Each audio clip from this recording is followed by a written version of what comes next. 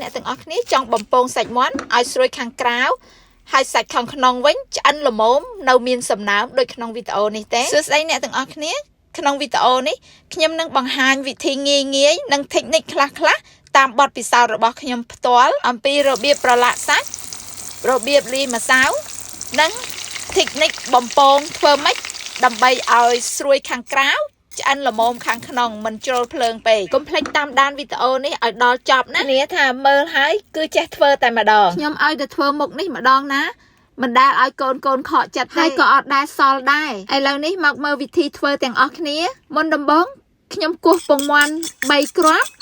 ហើយចាក់ទឹកដោះគោបន្តិចវាយបំបែកពងមាន់និងទឹកដោះគោឲ្យចូលសព្វគ្នាទឹកដោះគោជួយធ្វើឲ្យសាច់មាន់ទន់ឆ្ងាញ់សាច់មាន់ខ្ញុំយកសាច់អន្ទ្រូងយកមកប្រើប៉ុន្តែខ្ញុំជាយកតែអាកដាលទេអាកន្លែងផុយជាងគេហ្នឹងខ្ញុំប្រឡាក់សាច់មាន់ជាមួយអំបិលបន្តិចនិងម្រេចខ្មៅបន្តិចដើម្បីឲ្យវាមានជាតិទុកមួយឡែកសិនហើយឥឡូវនេះមកដួសម្សៅពោត 2-3 ស្លាបព្រាដាក់នឹងចាន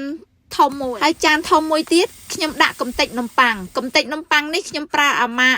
ជប៉ុនគេដាក់ panko ថ្ងៃនេះកូនកំងចង់ហិលចឹងទៅខ្ញុំរោយម្ទេសហុយខ្លះបើអ្នកទាំងអស់គ្នាមិនចង់ហិលមិនបាច់ដាក់ទេខ្ញុំយល់ថាប្រើកំទេចនំប៉័ងនេះល្អជាងប្រើម្សៅព្រោះអីវាអត់បឺតខ្លាញ់ទេពេលយើងបំពងមុនដំបូងគេបង្អស់យើងយកសាច់មាន់មួយយកមកប្រឡាក់ជាមួយម្សៅពោតធ្វើម៉េចប្រឡាក់វាឲ្យសព្វសាច់មាន់ហ្នឹងខ្ញុំអត់ប្រើដៃទេប្រើចង្កឹះព្រោះអីខំវាជាប់ដៃខ្លាំងពេកបន្ទាប់មកយកសាច់មាន់ប្រឡាក់ម្សៅហើយហ្នឹងយកមកប្រឡាក់ជាមួយពងវាជ្រុះម្សៅខ្លះអត់អីទេពេលប្រឡាក់ជាមួយពងហ្នឹងគឺដើម្បីឲ្យសាច់មាន់ហ្នឹងសើមសព្វគ្រប់កន្លែងបន្ទាប់មកយកមកដាក់លើកំទេចនំប៉័ងបន្ទាប់មកយើងត្រូវប្រញាប់ប្រញាល់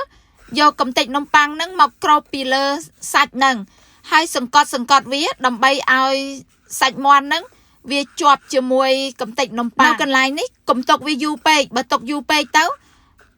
ពងមាន់ហ្នឹងវាអាចស្រក់អស់ច្រើនហើយធ្វើឲ្យអាកំទេចនំប៉័ងហ្នឹងអត់សូវជាប់នឹងសាច់មាន់ទេបើអ្នកទាំងអស់គ្នាអត់ចង់ប្រើសាច់មាន់អាចយកសាច់ជ្រូកឬមួយក៏សាច់ត្រីមកធ្វើបានដែរតែចំពោះសាច់ត្រីកុំប្រើត្រីទាំងមូលអីយើងត្រូវភ្លៀសយកសាច់បន្ទះចេញហើយចាំយកមកវាប្រឡាក់អញ្ចឹងបើមិនអញ្ចឹងទេយើងបំពងទាំងមូលទៅវាយ៉ាប់ញ៉ាំវាមានឆ្អឹងមានអីចំណុចសំខាន់ជាងគេពេលប្រឡាក់ពងមាន់នឹងឯងធ្វើម៉េចឲ្យសាច់នឹងសើមជោគបានល្អចំណុចសំខាន់ទី2គឺពេលយើងដាក់នៅលើកំទេចនំប៉័ងកុំទុកសម្រស់ឲ្យពងមាន់នឹងស្រក់យូរពេកយើងត្រូវប្រញាប់យកកំទេចនំប៉័ងនឹងមកសង្កត់ដើម្បីឲ្យវាខាំជាប់ល្អនៅពេលដែលសាច់មាន់ខាំជាប់ជាមួយកំទេចនំប៉័ងបានល្អ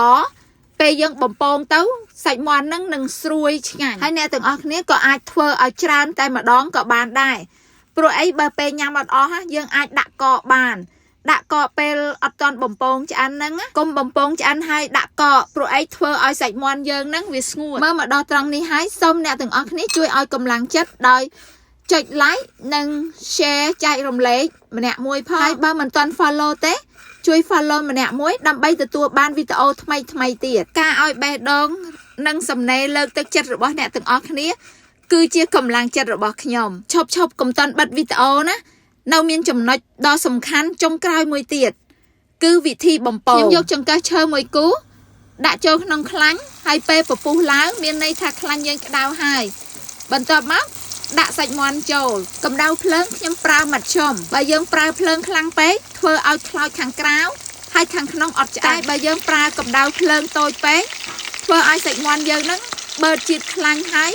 ខាងក្នុងហ្នឹងឆ្អិនហួសពេកធ្វើឲ្យស្ងួតដូចអ្នកទាំងអស់គ្នាដឹងស្រាប់ហើយចំអិនសាច់អន្ទ្រូងមាន់បើចំអិនយូរពេកសាច់មាន់នឹងខ្សោះអត់ឆ្ងាញ់ទេហើយចំពោះខ្លាញ់ក៏មិនបាច់ដាក់ទាល់តែលិចដែរដាក់តែល្មមលិចពាក់កណ្ដាលសាច់មាន់ទៅបានហើយអ្នកទាំងអស់គ្នាមើលសាច់មាន់សភ្លឺល្លោងល្អណាស់ហើយឃើញឯងពេលខ្ញុំច្របាច់ទៅឃើញ juicy ចេញមកហ្មងអញ្ចឹងកុំភ្លេចសាកធ្វើញ៉ាំណាបើមានសំណួរអ្វីអាច comment ខាងក្រោមបានចាំជួបគ្នាវីដេអូក្រោយទៀតបាយ